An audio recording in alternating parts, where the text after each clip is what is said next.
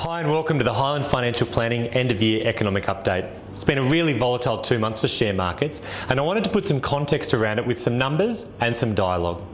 We've seen some significant volatility since the start of October, and it's changing by the day. And there's been some significant swings in the Australian share market. Our index of our top 200 companies is down over 12% from recent peaks. But at the smaller end of the share market, market falls are closer to 15 to 20%. Out there, the rest of the major markets have all fallen also. Some falls have been particularly significant, such as China, where markets are down over 30% from recent highs. So no doubt clients are all asking, is this the start of a major correction? Should we really be concerned? Well, no one has a crystal ball, but in this email there's a detailed economic update by Will Douglas, our investment advisor at Morgans Financial, and he goes through why we think it's a lot more likely that this is a short-term correction rather than the beginning of a deeper market fallout. Our view is that share market prices look to have disconnected from what seems to be reasonable underlying economic fundamentals. And the US growth looks strong and the Australian economy looks reasonable despite well-publicised concerns on the housing market.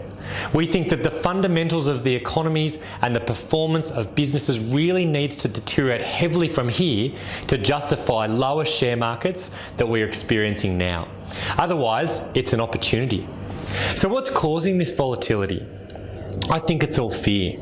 The media, and particularly the financial media, are now talking ad nauseum about this US-China trade relationship and the possibility of slower global growth and even recessions. I heard that last week.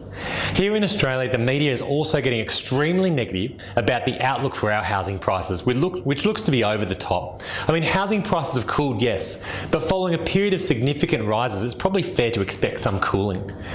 Whilst it's always possible, we think it's unlikely we'll see a widespread deep correction.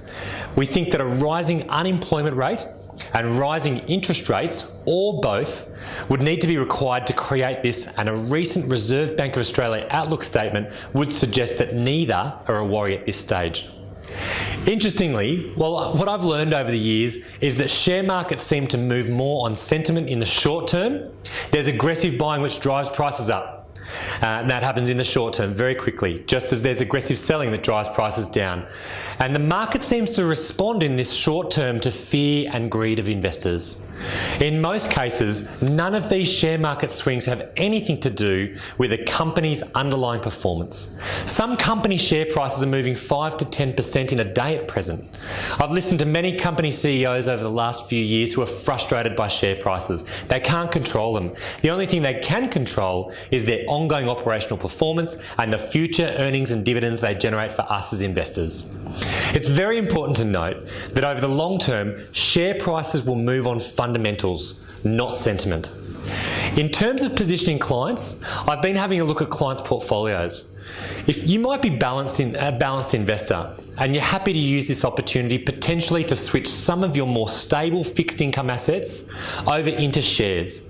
Also, anyone with additional or larger cash balances right now might want to consider this as an opportunity. So I'll be in touch to discuss this further.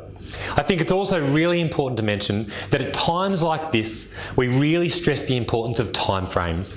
Returns come over time, and frustratingly, they can be taken away in short bursts of market weakness, just like this. What's most important to us is that we don't get all caught up needing to sell investments, and shares in particular, at the wrong time. Please advise me immediately if your personal circumstances or situation have changed in any regard. It's also important to let you know that if this volatility is causing you significant concern, it might mean I need to adjust your risk profile or your asset allocation. So thanks very much for your time, and as always, if you have any questions or if you'd like to discuss your investments or strategy, please don't hesitate to call me. I also strongly encourage that you watch the full update from Will Douglas over the holiday period, and you'll see a link to his video with this email. Otherwise, from the team at Hyland Financial Planning, we wish you a very Merry Christmas and a Happy New Year, and we look forward to catching up with you in 2019. All the best.